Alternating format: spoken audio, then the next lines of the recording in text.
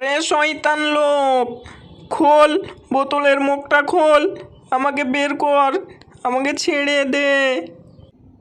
আজকে বাড়ি ফিরতে অনেক রাত হয়ে গেল। জঙ্গলের রাস্তা বাবা, জানি না কোথায় যে কি আছে। তাড়াতাড়ি পা চালাই। এই বলে রহিম চাচা তাড়াতাড়ি হাঁটতে লাগলো।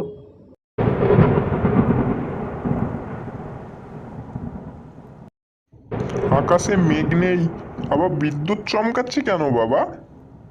জানি না কি যে হচ্ছে। যাই, তাড়াতাড়ি পাটা চালাই, তাড়াতাড়ি বাড়ি পৌঁছালেই আরাম।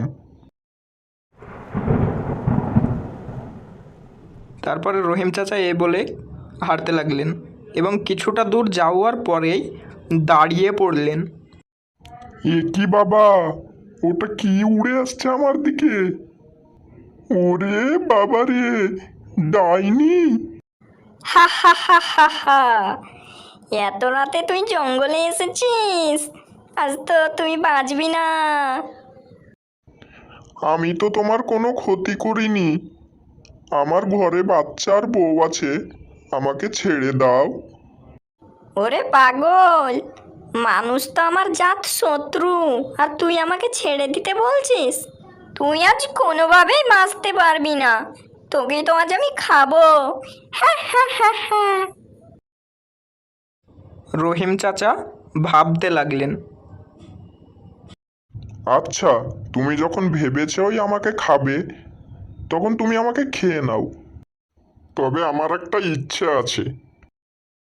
বল, তোর শেষ ইচ্ছাটা কি? আমি পূরণ করে দিচ্ছি। শুনেছি ডাইনিদের নাকি খুব শক্তি, তারা সব কিছুই পারে।